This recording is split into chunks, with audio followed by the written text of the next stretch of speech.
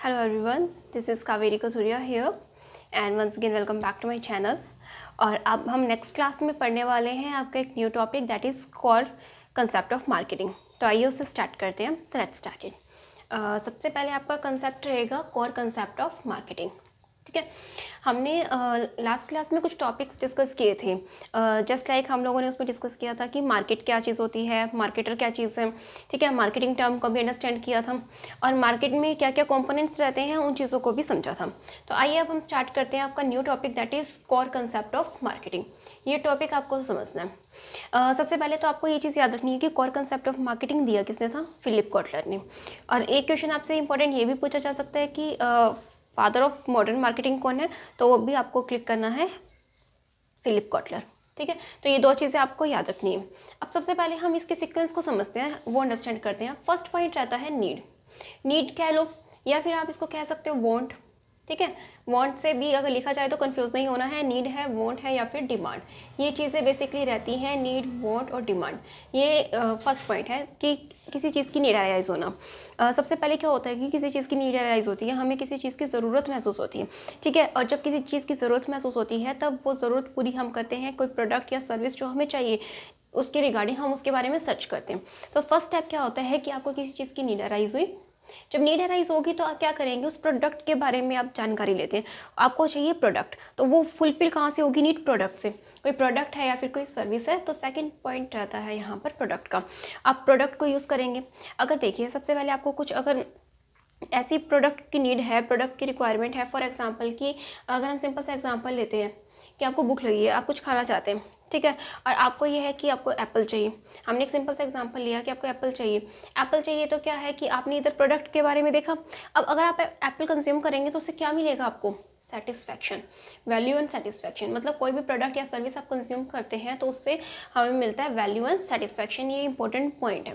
Philip Kotler ने जो अपनी डेफिनेशन दी है उसमें भी इस चीज़ को मेंशन किया है कि हमारा जो मेन टारगेट होता है वो कस्टमर को सेटिस्फैक्शन प्रोवाइड करना होता है, उसको वैल्यू एंड सेटिस्फैक्शन प्रोवाइड करने। तो आप कोई प्रोडक्ट यूज़ करेंगे तो उससे मिलेगा आपको वैल्यू एंड सेटिस्फैक्शन। तो आपको इसी सीक्वेंस में लर्न करना है। ठीक है, नेक्स्ट पॉइंट आता है exchange and transaction. Exchange and transaction का मतलब क्या है? We exchange something for some other thing. हम किसी चीज़ को एक्सचेंज कर रहे हैं किसी दूसरी चीज़ के साथ। तो एक्सचेंज मतलब बाटर सिस्टम में चाहे आप एक्सचेंज करते थे वो सिस्टम हो जाए कि वो बाटर सिस्टम में एक्सचेंज किया जाता था, या फिर ये कहेंगे ट्रांजैक्शन, बाइंग एंड सेलिंग का प्रोसेस किया जाता है money as a medium of exchange को यूज़ करते हुए। ठीक है, तो किसी भी तरह से हो सकता है, लेकिन मेन पॉइंट क्या है कि आप प्रोडक्ट को परचेज कहाँ से कर पाएंगे, कहाँ से प्रोडक्ट ले पाएंगे, उसके लिए एक्सचेंज एंड ट्रांजैक्शन का पॉइंट रहेगा। अब लास्ट पॉइंट इसके अंदर आता है मार्केट एंड मार्केटर। अब इम्पोर्टेंट पॉइंट ये है कि जी एक्सचेंज एंड ट्रांजैक्शन की एक्टिविटीज़ कहाँ की जाती हैं? मार्केट में की जाती है एक्सचेंज एंड ट्रांजैक्शन की एक्टिविटीज़। मार्केट कहाँ है? मार्केट एक प्लेस है जहाँ पर हम बिजनेस एक्टिविटीज़ कंडक्ट करते हैं। ठीक है, तो अब मार्केट क्या है, मार्केटर क्या चीज़ें हैं, ये हम क्लास फर्स्ट में कर चुके हैं। तो अगर आपने वो लेक्चर नहीं देखा है तो प्लीज़ इससे पहले जाइए वो लेक्चर देखिए। ठीक है, तो मार्केट क्या है, मार्केटर क्या चीज़ है, ये छोटी छोटी टर्म्स जो है हमने उसमें अंडरस्टैंड की थी। तो ये है कोर कंसेप्ट ऑफ मार्केटिंग और आपको इसको इसी सीक्वेंस में लर्न करना है। ठीक है, वहाँ पर क्या होगा एग्जाम में कि आपको ये 5 पॉइंट देगा शफल करके और आपको कहेगा कि इसको एग्जैक्ट सीक्वेंस में लगाओ। तो आपको इसी सीक्वेंस में लगाना है और आपको ये ऐसे ही लर्न करना है। ठीक है, और आपको ये चीज़ भी लर्न करनी है कि कंसेप्ट दिया किसने था? फिलिप कॉटलर ने। तो अगर आप इसका स्क्रीनशॉट लेना चाहते हैं इस कंसेप्ट का तो आप ले सकते हैं।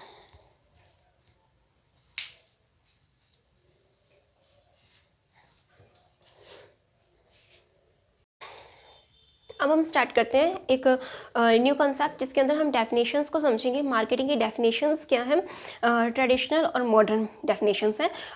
बाइफरकेट किया गया इसको 2 पार्ट्स में। आइए एक बार स्टार्ट करते हैं। देखिए यहाँ पर क्या दिया गया है, यहाँ पर बेसिकली हम लोगों ने जो बाइफरकेट किया मार्केटिंग की डेफिनेशन को। ठीक है, मार्केटिंग की डेफिनेशन को बाइफरकेट किया है ट्रेडिशनल और मॉडर्न में। आप ट्रेडिशनल और मॉडर्न बोल दीजिए या फिर नैरो ब्रॉडर बोल सकते हो, प्रोडक्ट ओरिएंटेड बोल सकते हो या फिर कंज्यूमर ओरिएंटेड बोल सकते हो। तो बेसिकली इन चीज़ों में बाइफरकेट किया। तो बेसिकली हम अंडरस्टैंड करते हैं कि ये चीज़ें हैं क्या। अब यहाँ पर ट्रेडिशनल कंसेप्ट क्या रहता था मार्केटिंग का कि पहले हम लोग क्या था, बेचने पर ध्यान देते थे। ठीक है, हमें ये कंसिडर ही नहीं किया कस्टमर सेटिस्फाई हो रहा है या नहीं हो रहा, हम लोग सिर्फ अपने प्रॉफिट पर ध्यान देता था, सेलर सिर्फ अपने प्रॉफिट पर ध्यान देता था, उसको कोई मतलब नहीं था कस्टमर सेटिस्फाई है या नहीं है। तो अब ट्रेडिशनल मेथड जो है उसके कुछ फीचर्स भी रहेंगे, कुछ उसके ड्रॉबैक्स भी रहेंगे। तो सबसे पहले हम समझते हैं कि ट्रेडिशनल मेथड बात किस बारे में करते हैं। ट्रेडिशनल डेफिनेशन क्या कहती है कि मेनली हमारा फोकस किस चीज़ पर है, मेनली फोकस है बाइंग एंड सेलिंग पर। ठीक है, तो इसका फर्स्ट पॉइंट रहेगा यहाँ पर buying and selling. Buying and selling mainly इसी चीज़ पर फोकस कर रहा है, इसका मेन फोकस है बाइंग एंड सेलिंग पर, मतलब खरीदना और बेचना, उसका काम इतना है। ठीक है, इससे ज़्यादा उसको कोई मतलब नहीं है प्रोडक्ट लेने के बाद कस्टमर को पसंद आया नहीं आया, सेटिस्फाई है नहीं है, no matter, buying and selling main point है इसका। आफ्टर दैट इसका सेकंड पॉइंट हम नोट करते हैं, बाइंग एंड सेलिंग के बाद आपका पॉइंट रहेगा ट्रांसफर ऑफ ओनरशिप। ठीक है, मेन उसका पॉइंट क्या रहता है, transfer of ownership. Ownership main point रहता है कि ओनरशिप को ट्रांसफर करना, बेसिकली उसका यही पर्पस है, अगर सामान बेच दिया है तो उसकी ओनरशिप को ट्रांसफर कर दिया जाए, दैट्स इट। ठीक है, नेक्स्ट पॉइंट देखिए,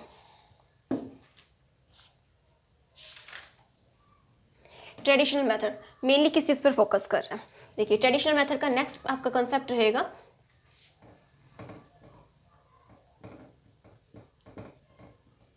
place, time and possession utility.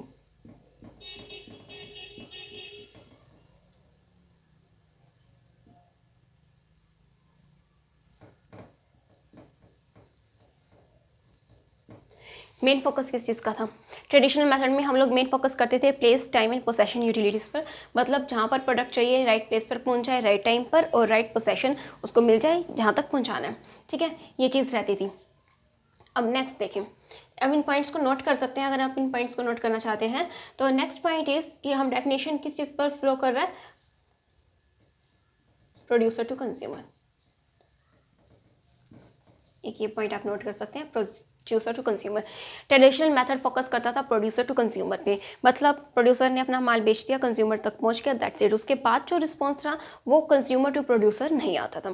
तो ट्रेडिशनल मेथड मेनली फोकस कर रहा है प्रोड्यूसर टू कंज्यूमर पे। तो ये 4-5 पॉइंट बेसिकली डिफाइन करते हैं हमारे ट्रेडिशनल मेथड को, नैरो मेथड को, और या फिर कहें कि प्रोडक्ट ओरिएंटेड मेथड को। यहाँ पर सिर्फ पर्पस है बाइंग एंड सेलिंग करना, फिर उसके बाद जो बेचा है उसकी ओनरशिप को ट्रांसफर कर देना, जहाँ वो प्रोडक्ट भिजवाना है, प्लेस, टाइम और यूटिलिटी, पोसेशन क्रिएट करना, यूटिलिटीज़ क्रिएट किया जाता है, और फिर प्रोड्यूसर टू कंज्यूमर रहता है, लेकिन कंज्यूमर टू प्रोड्यूसर नहीं आता है। तो ये है ट्रेडिशनल मेथड के कुछ फीचर्स। आई होप यहाँ तक ये फीचर्स आपको क्लियर होंगे। अभी इसके कुछ हम ड्रॉबैक्स भी देखते हैं कि जब हम ट्रेडिशनल मेथड को स्टडी करते हैं तो बेसिकली इसके ड्रॉबैक्स क्या रहते हैं। ठीक है, तो ये मॉडर्न मेथड हम करेंगे नेक्स्ट में, अभी हम इसके साथ इसको कवर कर लेते हैं और एक बार इसके हम करते हैं ड्रॉबैक्स। अब ट्रेडिशनल मेथड के ड्रॉबैक्स देखिए। अब देखिए, ट्रेडिशनल मेथड है, उसके कुछ ड्रॉबैक्स रहे होंगे, तभी हमने मॉडर्न मेथड को इंट्रोड्यूस किया। अदरवाइज अगर किसी चीज़ में ड्रॉबैक नहीं होते तो नेक्स्ट पॉइंट आता ही नहीं है। ठीक है, ऑब्वियसली कोई ड्रॉबैक्स रहे होंगे तभी हमने इस मेथड को, न्यू मेथड, हमें मॉडर्न मेथड को लाने की ज़रूरत हुई। अब देखिए इसके ड्रॉबैक्स को। First drawback is ignore prior production. Prior production को इग्नोर करता है। प्रायर प्रोडक्शन को इग्नोर करने का मतलब क्या है कि ये इसमें ये नहीं देखता कि कस्टमर को क्या चाहिए क्या नहीं चाहिए, अपने आप ही ये सोचते जो हम बनाएंगे वो बिक जाएगा। ट्रेडिशनल कंसेप्ट ये बोलता था, तो ऐसा नहीं होता कि आप जो भी बनाए वो बिक जाए, हमें ज़रूर उसको देखना होता है। तो प्रायर प्रोडक्शन को इग्नोर करता है। Next step is after sale service. After sale service, product बेचने के बाद कस्टमर को पसंद आया नहीं आया, इग्नोर, ये टोटली इग्नोर करता है। आफ्टर सेल सर्विस को भी इग्नोर करता है। एंड द नेक्स्ट इज, इस डेफिनेशन में हम रिसर्च को भी इग्नोर करते हैं। हमने रिसर्च किया ही नहीं, प्रोडक्ट कैसा चल रहा है मार्केट में, क्या उसके ड्रॉबैक्स लोगों को देखने को मिल रहे हैं, कस्टमर को क्या प्रॉब्लम आ रही है, टोटली इग्नोर। रिसर्च हमने बिल्कुल भी नहीं किया, इसके अंदर रिसर्च को टोटली इग्नोर करते हैं। एम्फेसिस किस पर दिया जाता है, मेन एम्फेसिस किस पर रहता है, इंपॉर्टेंस दी जाती है प्रॉफिट को। सिर्फ हम अपना प्रॉफिट कमाना चाहते हैं, दैट्स इट, हमने बेचा और प्रॉफिट कमाया। प्रोडक्ट तब तक हमारा है जब तक हमने उसे बेचा नहीं है, बेचा, जैसे ही बेचा प्रॉफिट आ गया, हमें कोई मतलब नहीं कस्टमर से। ठीक है, तो ये ट्रेडिशनल मेथड था, इसके कुछ ड्रॉबैक्स हैं। नेक्स्ट है, इसके अंदर हम इग्नोर करते हैं, किस चीज़ को इग्नोर कर रहे हैं, सोशल रिस्पॉन्सिबिलिटी को। मतलब जैसे लोग फैक्ट्रीज लगाते हैं, अब किस एरिया में लगानी चाहिए नहीं लगानी चाहिए, वहाँ पर जो पोल्यूशन हो रहा है उस चीज़ को इग्नोर करते हैं, तो हमारी जो सोशल रिस्पॉन्सिबिलिटीज़ बनती हैं ठीक है, सोशल रिस्पॉन्सिबिलिटीज़ को भी टोटली इग्नोर करता है। तो ये पॉइंट आप नोट कर सकते हैं, टोटली इग्नोर कर रहा है सोशल रिस्पॉन्सिबिलिटीज़ को। नेक्स्ट पॉइंट है ignore customer satisfaction. Ignore customer satisfaction, customer satisfaction को भी इग्नोर करता है। कस्टमर की सेटिस्फैक्शन से उससे कोई मतलब नहीं है, इग्नोर कस्टमर सेटिस्फैक्शन। ठीक है, तो ये बहुत ही नैरो कॉन्सेप्ट था जिसके अंदर बहुत सारे ड्रॉबैक्स थे और इन्हीं ड्रॉबैक्स की वजह से हम लोगों को लाना पड़ा मॉडर्न मेथड। तो मॉडर्न मेथड क्या है उसको हम नेक्स्ट लेक्चर में डिस्कस करेंगे। अभी आप देखिए ट्रेडिशनल मेथड क्या है और ड्रॉबैक्स क्या है, ये इसके कीवर्ड्स है। अगर आप इस कीवर्ड्स को भी नोट कर लेते हैं तो आप एग्जाम में पहचान पाएंगे कि ये ट्रेडिशनल से रिलेटेड है या मॉडर्न से रिलेटेड है। तो आप इन कीवर्ड्स को नोट कर सकते हैं। तो अगर आप इसको नोट करना चाहते हैं, इसका स्क्रीनशॉट लेना चाहते हैं तो आप इसका ले सकते हैं।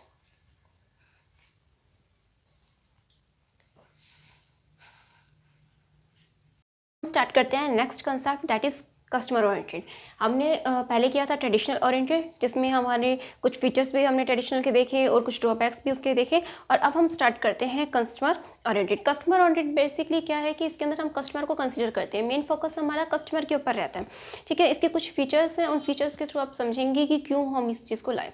पहली बात तो हम ट्रेडिशनल के ड्रॉबैक से समझ चुके हैं कि कस्टमर ओरिएंटेड की नीड क्यों थी। अब एक बार देख लेते हैं कि ट्रेडिशनल के जो ड्रॉबैक्स हुए तो उसकी वजह से क्या सुधार आया जो हम लोग कस्टमर ओरिएंटेड कंसेप्ट में लेकर आए, और या फिर आप इसको मॉडर्न कॉन्सेप्ट भी बोल सकते हैं। ओके, तो फर्स्ट पॉइंट देखिए इसका।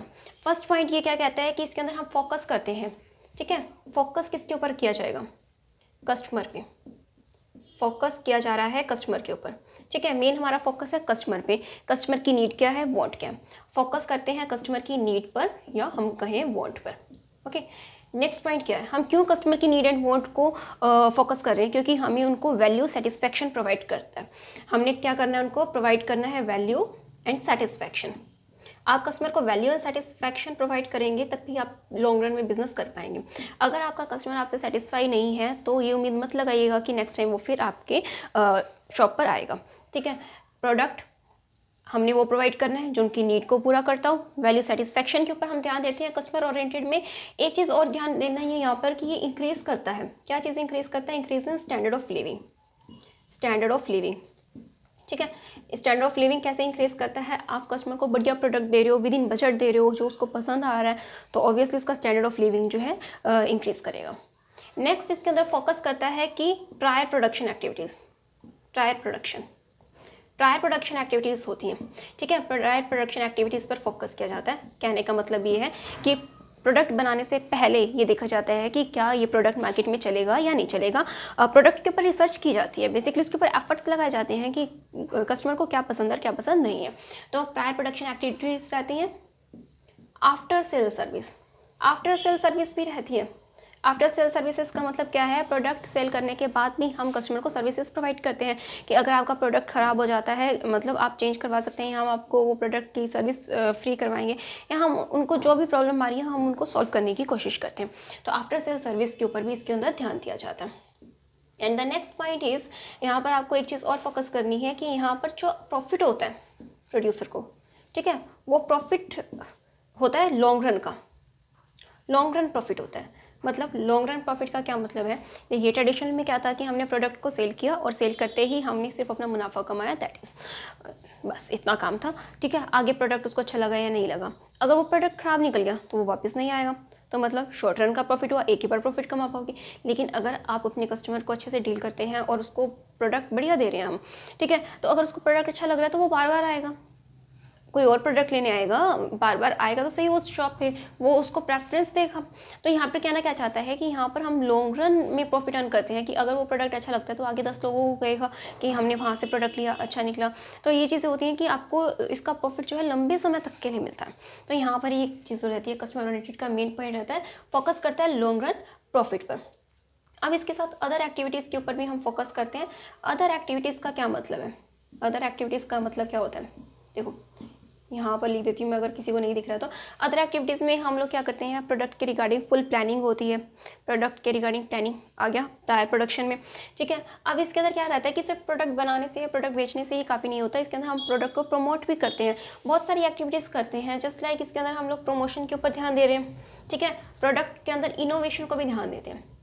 इनोवेशन लिख सकते हो, हम हर बार चाहते हैं कि कुछ क्रिएटिव किया जाए, कुछ इनोवेटिव लाया जाए प्रोडक्ट के अंदर। तो ऐसे ही थोड़ा ना ये बड़ी बड़ी कंपनीज रिसर्च करती हैं, ये लोग कस्टमर की जो रिक्वायरमेंट है उसको समझने की कोशिश करते हैं। ठीक है, इनोवेशन कंसेप्ट हो सकता है प्रोडक्ट को प्रमोट करना, ठीक है, प्रमोशन एक्टिविटीज़ लगाना, सेल्स प्रमोशन वगैरह करना, एडवर्टाइजमेंट करना, और वे ऑफ जो मार्केट कम्युनिकेशन हम मार्केट में यूज़ करते हैं, वे ऑफ कम्युनिकेशन जो यूज़ किया जाता है, वो सब चीज़ें अफेक्ट करती हैं कस्टमर ओरिएंटेड में।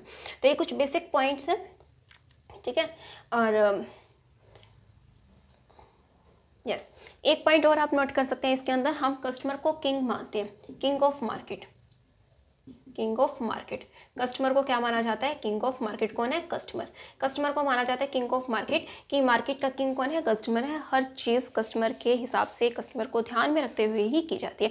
तो मार्केट का किंग माना जाता है कस्टमर को। और ये कंसेप्ट भी किस में आया? कस्टमर ओरिएंटेड में आया। तो इस पॉइंट को भी आप ध्यान रख सकते हैं। तो आज हमने की ट्रेडिशनल मेथड और कस्टमर ओरिएंटेड मेथड, ये दोनों मेथड्स की। आई होप यहाँ तक आपको क्लियर होगा। और अगर आपकी कोई भी डाउट है, कोई क्वेरी है, तो आप मुझे कमेंट सेक्शन में बोल सकते हैं, वहाँ लिख सकते हैं, ठीक है, पूछ सकते हैं आप मुझसे।